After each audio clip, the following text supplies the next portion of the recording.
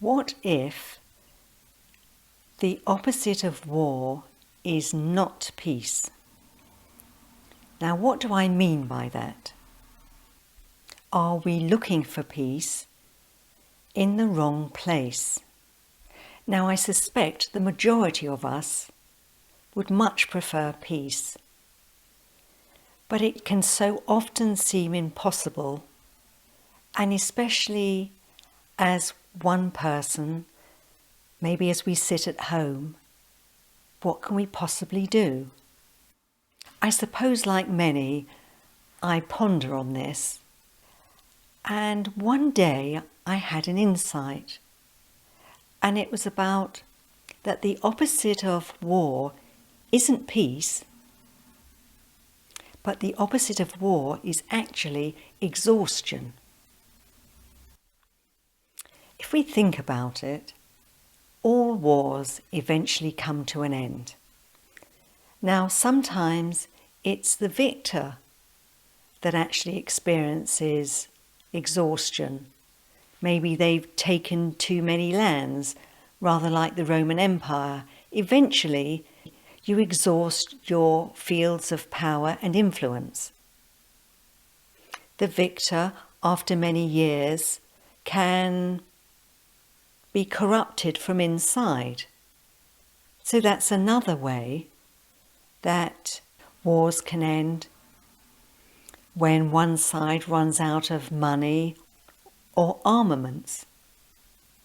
Eventually, for many, the will to fight also becomes exhausted. But my focus was on peace. As soon as I saw that exhaustion was the opposite of war, I then realized where peace was. Peace is a transcendent quality which is not dependent upon our duality way of looking at the world.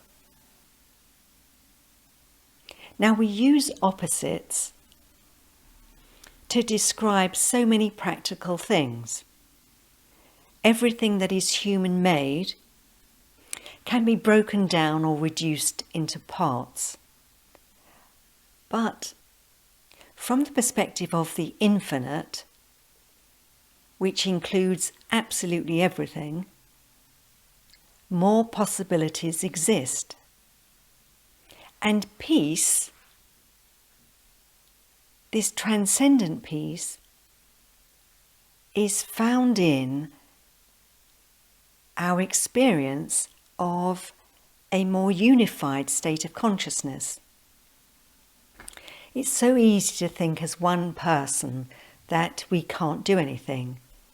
Maybe you're someone who lives alone.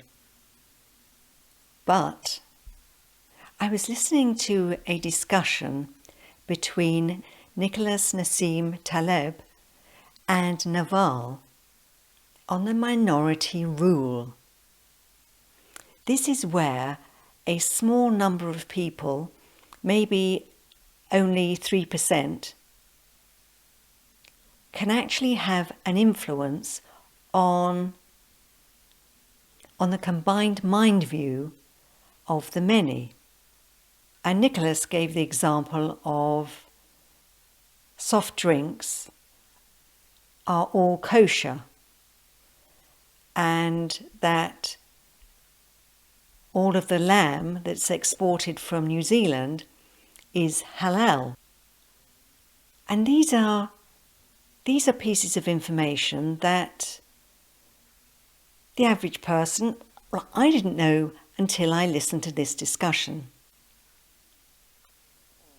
So these are two great examples of how a minority can affect the majority. So how does this relate to peace? Well, here we are. I'm sitting here on my own today as I record this video, and you are wherever you are watching this video. And let's say we both sincerely would like to see greater peace in our world. Now, I doubt very much that I can go out into my local town and convince enough people one-to-one. And that would be me trying to act rationally on the level of duality. I'm trying to convince one person of an alternate view. But what if we come at this from a completely different perspective? That yes, I am sitting here alone as I record this video, and you may be sitting alone where you're watching this video.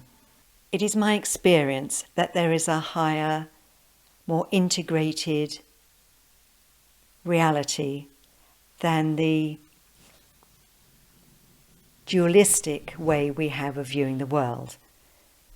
So let's say this higher reality is ultimately unity consciousness, and you can put whatever label you like on that. You might have it might be God for you. It might be the infinite. It might be the 0 point field. But when we connect with that part within ourselves,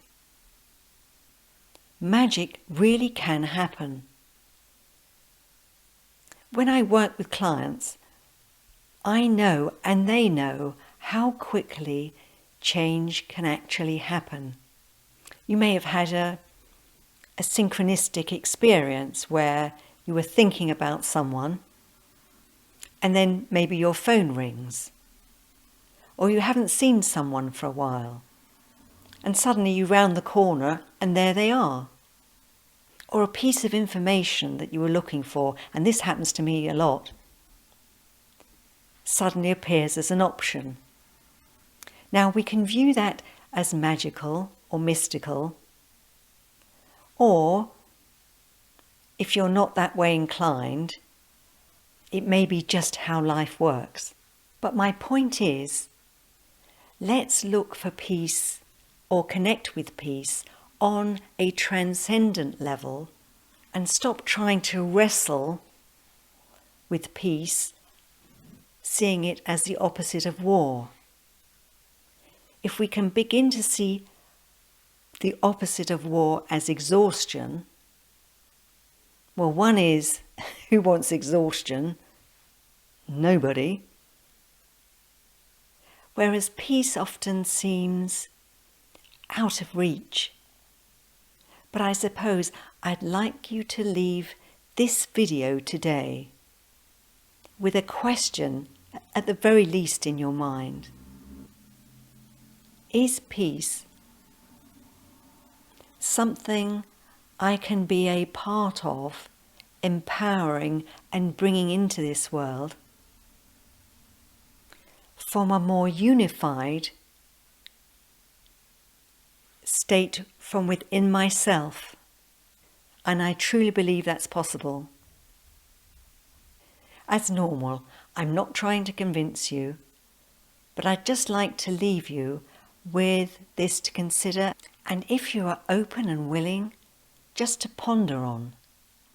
With a profoundly sincere intent, our thinking mind stops. And that's when the power of the heart comes into being. So wherever you are today, even if you are alone or seemingly alone, remember that peace is a transcendent quality, and that you can be fully part of.